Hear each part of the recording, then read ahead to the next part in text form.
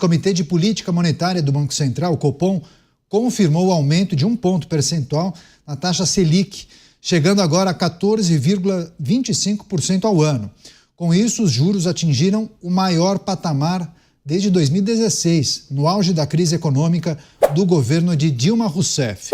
Segundo o comunicado do Copom, a elevação é necessária para tentar conter a inflação, que só em fevereiro registrou o maior patamar para o mês após 22 anos, que no acumulado de 12 meses registra um crescimento de 5,06%.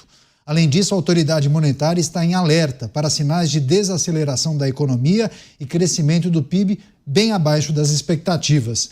Você, Cristiano Beraldo, bola cantada, né? Os especialistas já apontavam para esse aumento do Copom em 1 ponto percentual, chegando a incríveis 14,25%, atingindo o pico, inclusive, que o Banco Central subiu na época de Dilma Rousseff, né? Aquela crise econômica sem precedentes. Chegamos lá. Pois é, Caniato. O presidente da República diz que tem algum pilantra que está roubando no meio aí do caminho do ovo entre a galinha e o consumidor. E, pelo visto, deve ter algum outro pilantra também causando danos terríveis ao Brasil, a ponto de fazer com que o Banco Central vá subindo os juros assim na escala de 1% numa reunião que produz um custo gigantesco para o governo, que tem que rolar a sua dívida cada vez com juros mais altos, impõe um custo gigantesco para o dono da granja, que está lá tentando produzir seus ovos, mas quando ele precisa de um empréstimo para investir em equipamentos, para comprar um caminhão novo, para distribuir os ovos e tal, ele tem que se submeter a essa taxa de juros. E a taxa de juros oficial, a Selic, sequer é o problema mais grave da economia brasileira, porque quando o consumidor, quando o empresário, quando alguém vai pegar dinheiro no banco para fazer algum tipo de investimento, aí ele se dá conta que se fossem 14,25%, ele ia estar dando pulos de alegria. Mas dependendo da linha de crédito que ele tomar, vai pagar 400% ao ano. E está tudo bem. Aonde está o aumento da concorrência no setor de crédito brasileiro? Aonde está o uso? Então, vamos dizer, o governo, né, que gosta tanto da máquina estatal, por que não usa os bancos estatais para oferecer dinheiro ao público, aos empresários, às empresas, a um custo decente? Qual é a lógica de ficar arrochando aquele que precisa de crédito para que esses bancos apresentem resultados multibilionários?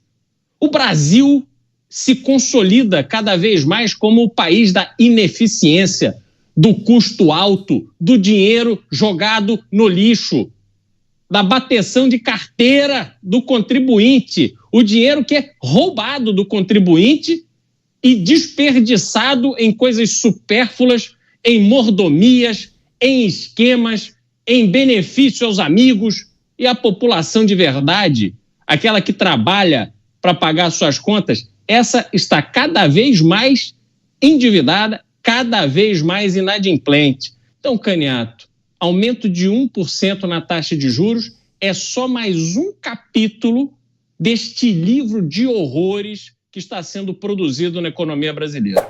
Destaque de segurança pública. Em meio aos ataques do Comando Vermelho a provedoras de internet no Ceará, os proprietários das empresas denunciam que a facção está cobrando taxas por meio de ameaças para permitir que o serviço continue sendo fornecido em algumas regiões. Apesar dessa tentativa de extorsão, a Polícia Civil do Estado alertou que os empresários que cederem à pressão poderão responder por associação criminosa.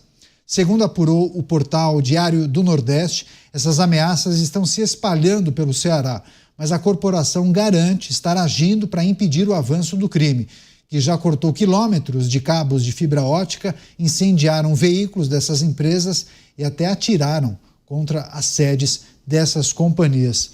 Situação muito complicada no estado do Ceará. E aí esses empresários foram até a delegacia. Olha, a gente não consegue operar porque eu tenho que pagar um percentual do meu faturamento à facção criminosa. E aí o que disseram os representantes da lei? Não, senhor, o senhor não pode fazer isso. Inclusive o senhor pode responder por associação criminosa. Qual é a saída então, hein, Beraldo?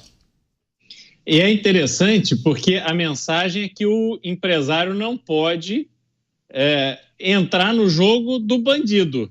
Mas a notícia não traz quais são as medidas anunciadas e efetivamente tomadas pela força policial para expulsar esses bandidos, essa facção criminosa, daquela região. E certamente, nós sabemos a resposta, nada fizeram.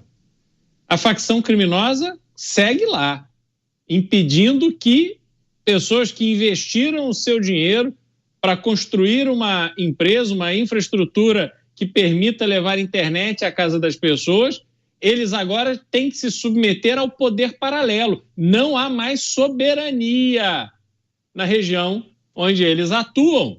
Eles agora têm que seguir novas leis, novas regras. Se reclamarem, ou se alguém reclamar deles, terão que encarar o Tribunal do Crime, que funciona numa velocidade, às vezes, da luz, e lá tem pena de morte.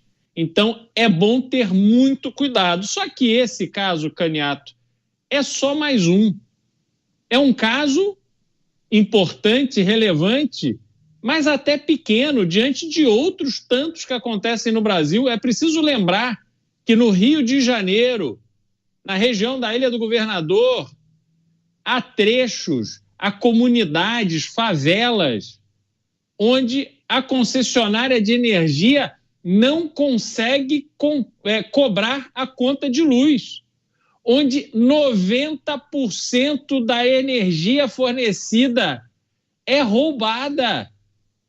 Essa é a realidade do Brasil, seja no Ceará, seja no Rio de Janeiro, seja em tantos outros lugares onde o crime já estabeleceu que é ele que manda e ninguém ousa desafiá-lo.